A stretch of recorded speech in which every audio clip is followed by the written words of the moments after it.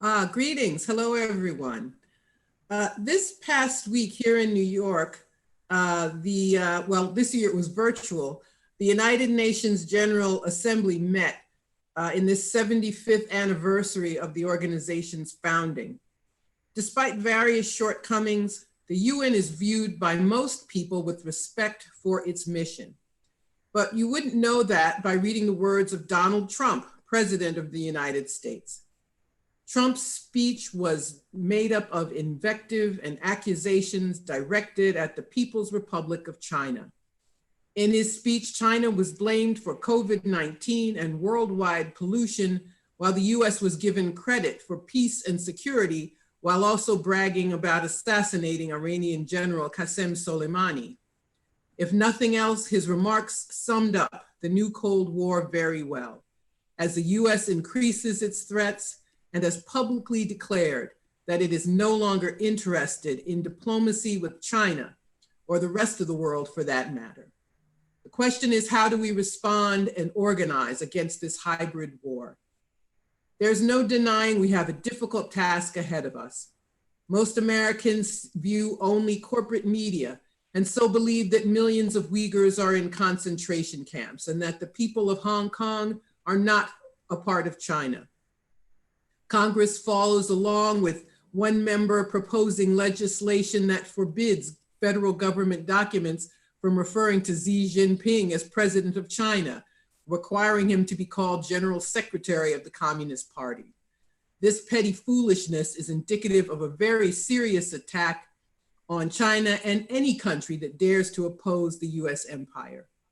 As a coordinating committee member of the Black Alliance for Peace, I'm involved in an effort to organize people of African ancestry here in the US to restore their traditional support for radical politics and to take concrete action against this nation's aggressions. It's Black America that opposed the war in Vietnam, the war in Iraq, and questioned any claimed need to attack other countries. For example, if no one else spoke well of Fidel Castro, Black people did.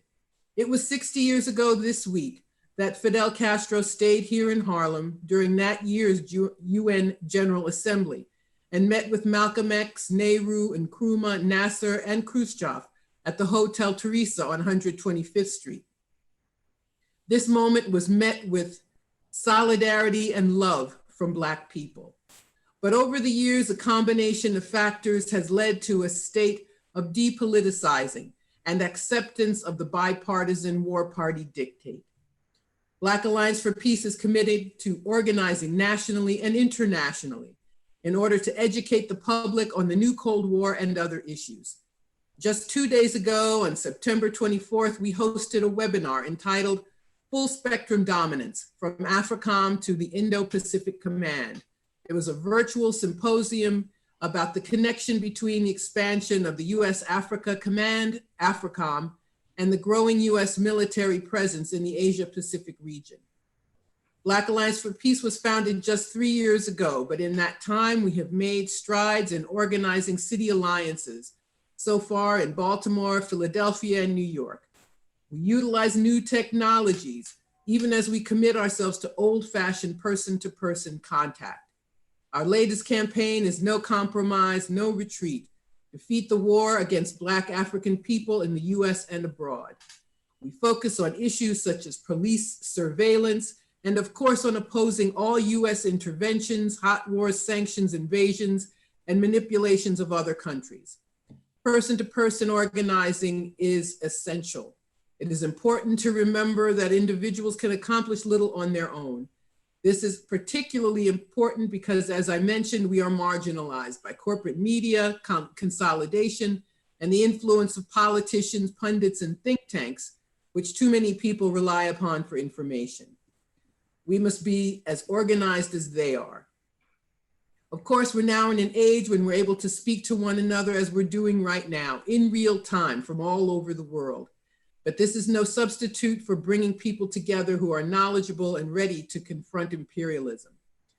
Black Alliance for Peace works to inform and to take action.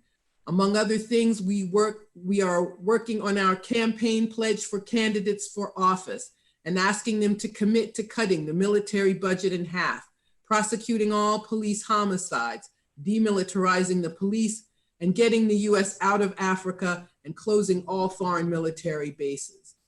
On October 1st, we are hosting a day of action on the 12th anniversary of the founding of AFRICOM. The International Day of Action on AFRICOM, October 1st, aims to raise the public's awareness about the US military's existence in Africa, as well as the violence and instability exacerbated whenever US forces find themselves in Africa. Please endorse our efforts and join us on October 1st. Please visit our website, blackallianceforpeace.com, and learn more about the Day of Action and all of our work. Thank you very much.